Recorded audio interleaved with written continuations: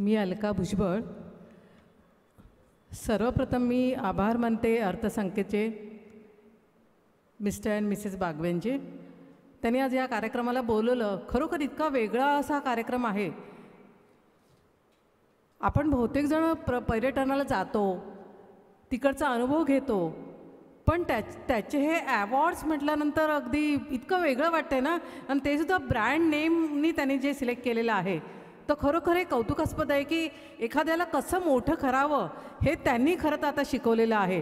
आणि हे त्यांचे विचार नक्कीच सगळ्यांपर्यंत पोचवायचं काम आम्ही करू. कारण आम्ही हे newstorytoday.com हे जे वेब पोर्टल चालवतो, याच्यातर्फे आम्ही जी जणं काही चांगलं काम करतात, समाजाला योग्य दिशा दाखवतात, अशांची पब्लिसिटी आम्ही आमच्या न्यूज स्टोरी टुडेतनं करतो. आणि आज हे सगळं आम्ही आज स्टोरी टुडेमधून नक्कीच याला प्रसिद्धी देऊ.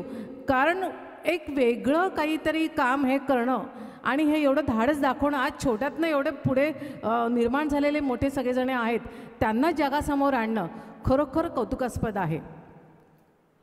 तसं बघायला गेलं तर 3 वर्षापूर्वी मी ज्यावेळेला कुर्गला गेली होती, त्यावेळेला आम्ही एका हॉटेलमध्ये राहिलो होतो. त्या ज्या लेडीज होत्या, मिस्टर वारल्यानंतर त्यांनी ते पूर्ण हॉटेलचा ताबा घेतला आणि आज इतका चांगला व्यवसाय ते सांभाळतात. तर अशा महिलासुद्धा स्वतःही काही पर्यटन व्यवसाय सांभाळू शकतात.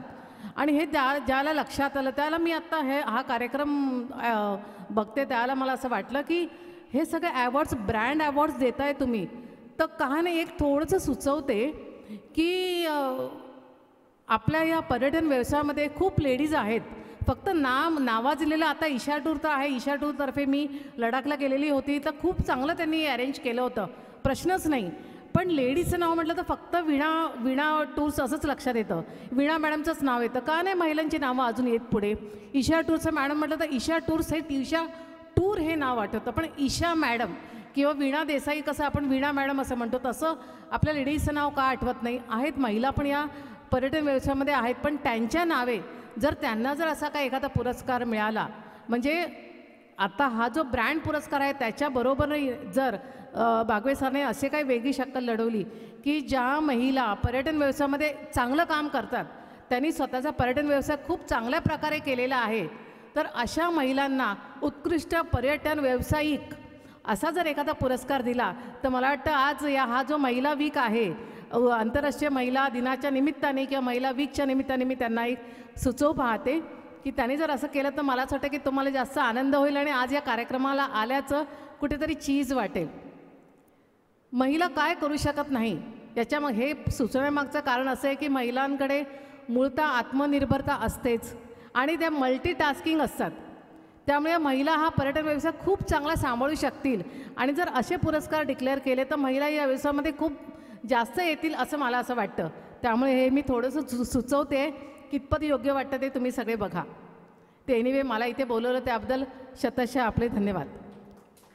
मी अर्थसंख्येच्या संस्थापिका रचना मॅडम यांना विनंती करतो की त्यांनी अलका मॅडम यांचा सन्मान करायचा आहे. मी विनंती करतो की त्यांनी अलका मॅडम यांचा सन्मान करायचा आहे. आणि अलका मॅडम यांनी जे आवाहन केलेलं आहे किंवा इच्छा व्यक्त केलेली आहे की महिलांनी टुरिझम या क्षेत्रामध्ये जास्तीत जास्त यावं, तर नक्कीच इथे उपस्थित असलेल्या महिला टुरिझम या क्षेत्राचा यापुढे जाऊन आपल्या व्यवसायासाठी नक्कीच उपयोग करतील.